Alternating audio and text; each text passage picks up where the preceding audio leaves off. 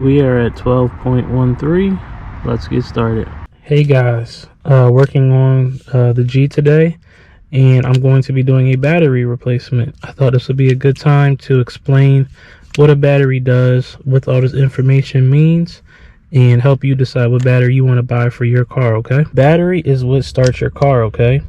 Back in the day, you would have to hand crank a car to start it. Your battery supplies power to a starter to start that car. Also, what your battery is basically an electrical source for everything that runs in your car: your headlights, your dome lights, your ECU, your radio, speakers. Everything draws power from this battery, okay?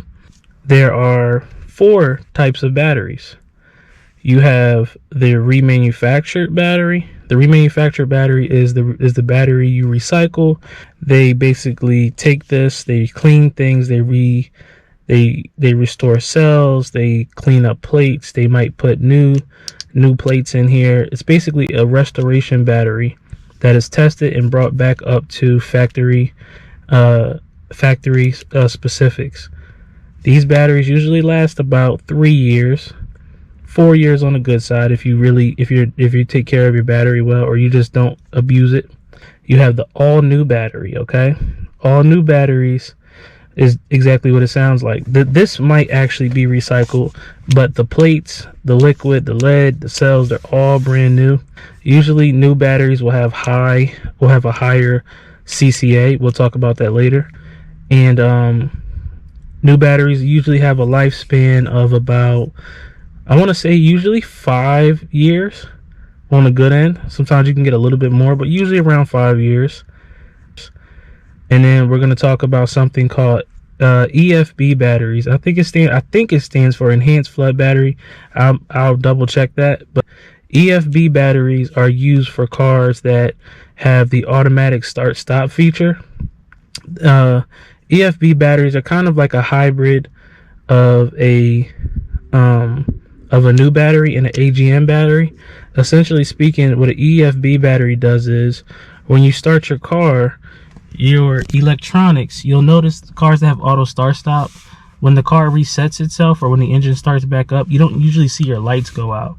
They can deep cycle without dropping a lot of voltage noticeably, whereas a normal battery, when you go to start your car, you usually notice all the lights in your car go off because the voltage drop is so high and the starter needs so much electricity, whereas an EFB battery can kind of go, whereas a new battery will dip hard and then come back up in voltage.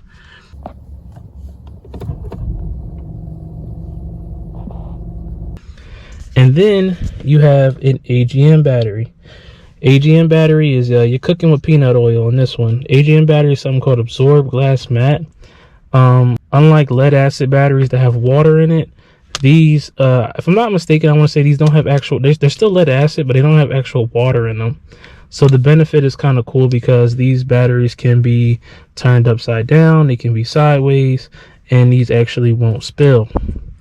AGM batteries are very commonly seen in high-end cars like Audis, BMWs, pretty much any Jaguar, fancy cars, Escalades even might use these. I'm not saying that for sure, but just cars that have a high electrical demand, have a lot of microcomputers, have a lot of things that draw power from it. Usually you'll see AGM batteries in those type of vehicles. If you just have a older car that you don't really care about, or like a work vehicle, some people will just get a standard battery.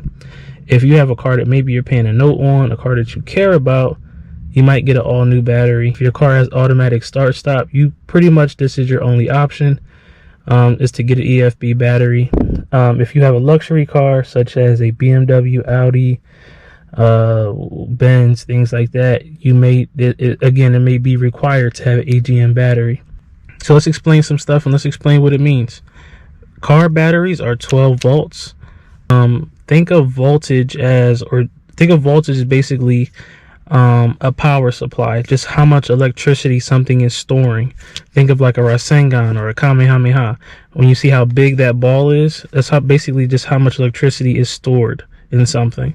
How much voltage something uses, think of like your cell phone. Your cell phone might need 3 volts to run, whereas your car stereo might need 6 volts to run. Let's think of it like that, okay? Let us talk about group size. Group size is basically the simple size of a battery.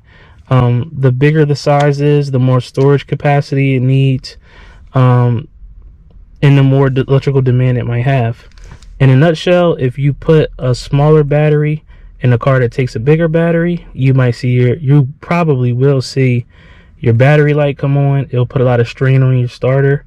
Your car could even stall out when you're idling because your alternator's threshold is so low, and the electrical supply might drop to a point the car just shuts off. It's really bad to put a car battery that's too small in a car battery that needs something bigger. If you put a battery that's too big in a car, which is not common because usually batteries have a tray, a bigger battery won't fit inside the tray. But even if you do that, what could happen is the bigger battery could actually overcharge the car and could cause fuses to pop and cause the car to just shut down, basically, from over voltage. Another thing here you see is cold cranking amps. This is a interesting thing to explain. So basically, think of cold cranking amps as how much voltage can flow through something. So basically, I have this wire here, right? This is an 18 gauge wire. The thicker the wire, the more electricity can flow through something. The smaller the wire, the less amps can flow through it. Look at my wire stripper as an example. Turn on the light for you guys. Notice that the higher the number, the more resistance there is. The wire is smaller, meaning less electricity can flow through it.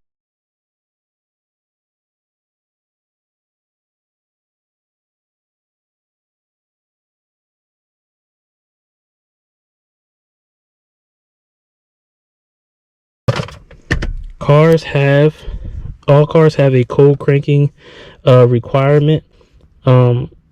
Like I said, this can be higher than what your car desires. Like I said, if you have an all new battery, a EFB or AGM battery, usually your cold cranking amps will be almost significantly higher than the OEM required CCA. This is important especially if you live in cold climates. The colder the climate is, the more you may desire to have a new battery, AGM battery, for those reasons. CCA is basically how the battery operates at warm temperatures. Usually, at 32 degrees Fahrenheit. CCA is at 0 degrees Fahrenheit. A lot better in warm climates than they do in cold climates. Remember, batteries have lead acid and water in them. When it gets colder outside, the chemical reaction slows down, meaning that your power supply goes down, okay? Reserve capacity. This is basically how long you can sit with your car on the on position without it actually running before the battery hits, I believe, like 10.5 volts.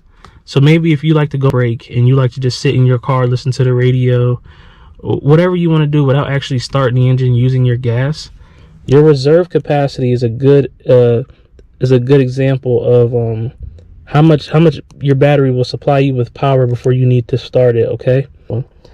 I believe amp hours focuses on basically how long the battery will stay alive for while the car is in the off position. A brand new battery should have a voltage of about 12.7. If you get a battery that's been sitting for 4 months, 5 months, 6 months, the battery voltage might only be at 12.5, meaning that a brand new battery you bought might only have 80% life left. So let's just show you guys an example here. We'll pull these terminals off, these covers off, and we'll see how much life this battery has. All right, here, and as you can see, the battery is at 12.69 volts. That is basically a perfect battery, and it is at full power, okay? Now, let's get out to the car and let's replace this battery. The reason why I'm replacing my battery is I'll put like a chart up as far as how much life is concerned, but my battery usually sits around 12 volts when I start the car up in the morning. That's bad. You don't want to wait until your battery doesn't start anymore. You need to get a jump, because it always happens when you're in the worst place, when you're away from people, when you can't get a jump and you're stuck somewhere. I don't want to keep testing the waters like that, so I need to get this battery changed because it usually starts up slow. And as batteries start to lose, so as they start to die, they actually don't even hold charge after recharging. Just to give you an example, let's see how slow this car starts up when we try to start it. Here we go. That was actually pretty good. Like I said though, the car is, it's like almost 60 degrees out here. It's a warmer day than today. But usually first thing in the morning, this thing starts up slow. Okay, dead giveaway, a nice slow crank, or if you got to pump that pedal when you want to start the car up, replace your battery before you. My battery cover is held in with these little push clips. Basically you can just push it up and pry this out, and then this comes out, and then you pull all these up. Like I said, it's a handful of them. Pull them all up. That will expose the battery. I need to open this up as well, which I think I have them all up already. I have this windshield wiper lines that are connected. That's my washers. Now, as we can see here, I have full access to the battery, okay? One thing I'm gonna show you guys before I start taking this battery out, there's one cool thing I have that is nifty when you're changing a battery. So one thing you do is whenever you take your battery off and you disconnect it, you lose power with everything, meaning that your mileage will reset, your any trip miles you have, your radio will reset, all like your presets and stuff that you like in your car, memory seats, all that stuff resets. But if you have a storage or a memory maintainer, this thing will plug into your OBD port. I know it's hard to see, I'll put a light up when I'm done, but basically you plug it to the OBD port. See this light here? I can pull this to another car and stick it in a cigarette lighter, and that will supply the car enough power to save the memory. However, I have a spare battery here, and I'm going to use this adapter. I'm going to plug this in like that, and then with these gator clips, making sure I have this correctly, I am plugged into my OBD port. I am connected here, and my ground wire is connected to my ground. My red wire is connected to my positive. And now what will happen is when I take the battery off, all my presets and stuff won't reset, okay? I'm gonna get this here. This is a 10 mil. This is the ground wire. Always remove the ground wire first. If you touch the power wire while this is still connected, you could get arcing, you could get sparking, you could shock yourself. Notice I have rubber gloves. Rubber does not conduct electricity. But if you touch this, you could get shocked. You could even pop fuses sometimes. So just don't do it, okay? Remove the negative first. I'm not saying that it will happen. It's just a potential. And in the car world, you learn not to risk things, okay? So with the ground terminal off, we're gonna go to the positive terminal here. All right, at this point, you better hope you don't have any doors or anything important that you have closed, because you are no longer having power supplied to your car, okay? I have to leave it like that for now. All right, this is a battery hold down. Batteries don't like vibration, so they have these hold down trays to hold them in place. You don't have to actually completely remove these. You can usually just loosen them up, and then the tray or the little J hook will come out, okay? And there you go, that J hook is out. Like I said, that's all they are. It's just little hook pieces, and they come out. Now I'm just gonna grab it and pull this thing up and out.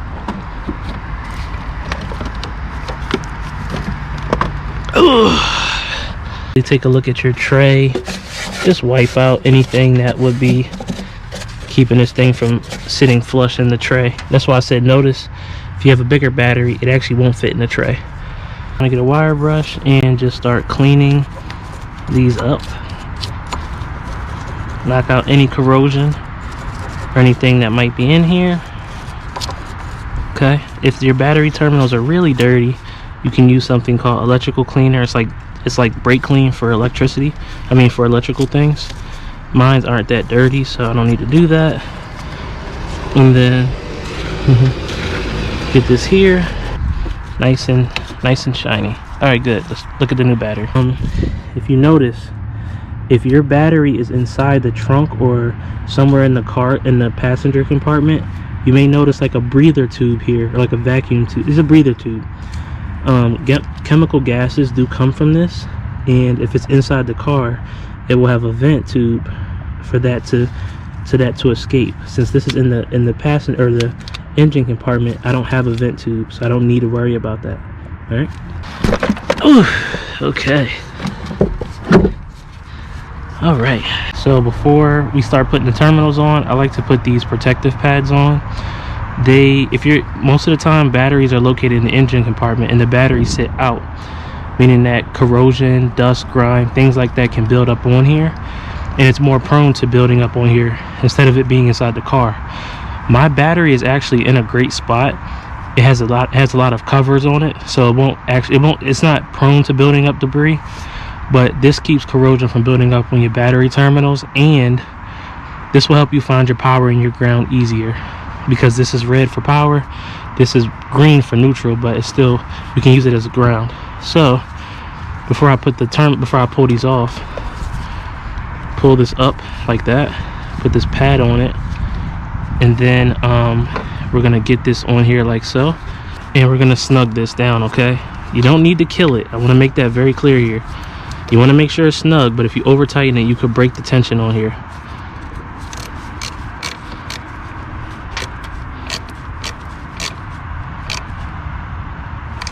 And give it a little shake test, and that bad boy is not moving. That's what we want to see. Okay, before I actually put the ground on, let's put this hook back in place. And one thing that's important to put out there before I say anything is, do not mix your positive and your negative terminals. You get that wrong and you could literally destroy your car's ECU. It's hard to do that because usually your positive and ground are in a predetermined spot and it can't move. But if you flip that somehow, you can damage this. Or most of the time when people try to jump your car and they put these on incorrectly, you could literally cause serious damage to your car's electrical system. Okay, so always make sure you get your positive and your ground correct. Let's get the ground terminal on. You should get a spark here. What I'm hoping is I don't have to actually replace this terminal, because I had the piece of copper on it, but if I have to replace it, I have to replace it. It is what it is. Let's see here, little electrical sound, and let's try to snug this down. Okay, so I'm going to be converting this to this. This isn't holding anymore. This nut is damaged, so I need to put a new ground cable on it. Okay, so the one thing I need to do here is make sure that these don't touch, so I'm gonna put that cover on it just in case that wants to touch anything. What I'm gonna do here is, I have this cutter right here, right? I'm gonna kind of just dig into this a little bit and split it open right here, and you're gonna cut it off right here at the nub, nice and hard. Come on, baby. Oof, that was disgusting. All right, but now basically we're just gonna bunch this up again. Can't believe I did such a terrible job at that.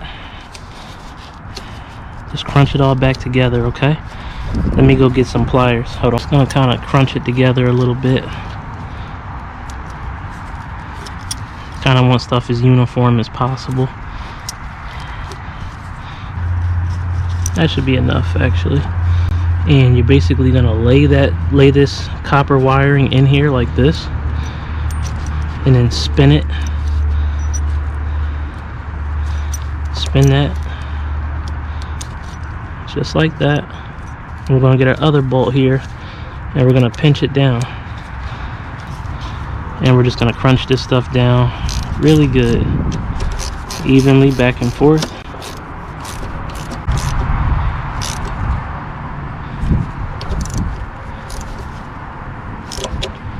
Good. Don't want to destroy it, we don't want to strip it, but give it the pull test, and that bad boy isn't moving. Okay, probably should have thought of the angle I wanted, but oh well. Just like that, and start snugging her. We're just gonna snug this down. Like I said, don't have to kill it, and that bad boy isn't moving. Now the one thing we need to check for is make sure the car has power. Let's go check. All right, let's turn the light on. Oh, nice. All right, and our ground is set up properly. I apologize, my camera just died. Okay, for the final steps, we're gonna put some corrosive spray on here, just to show you what it does.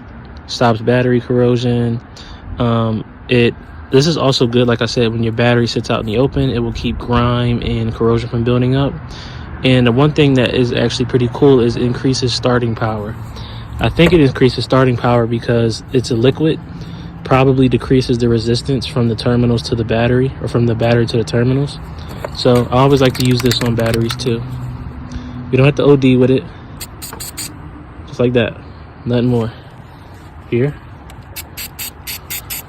Just like that, nothing more. All right, I'm going to put the trays back in, and I'm gonna just put all the little push clips back in. And when I have the tray back in, we'll also start the car and we'll check the car's voltage to make sure that this ground strap is in properly and that the car is charging properly. All right, let's get to it. Okay, we're gonna pop this up. And now we can see our battery terminal. So let's go start the car. All right. For something in my gut tells me that this memory saver was not working. The light was not lit up. The battery I connected to might have been dead. But either way, let's start it up. Whoa, that thing started up way faster. Nice. And like I feared, it is reset. That's okay. Car started up immediately. That is amazing. I'm used to it kind of going and then start up. It started up right away, fired up right away. Let us check our charging and make sure everything is good to go. All right, you guys, have it hooked up to the ground in a positive, and we are charging at 14.66 volts. That is great. You always want to be charging between 14.7 and 14.2. So we are right where we need to be. Thanks for watching, you guys. Till next time, out. Bye.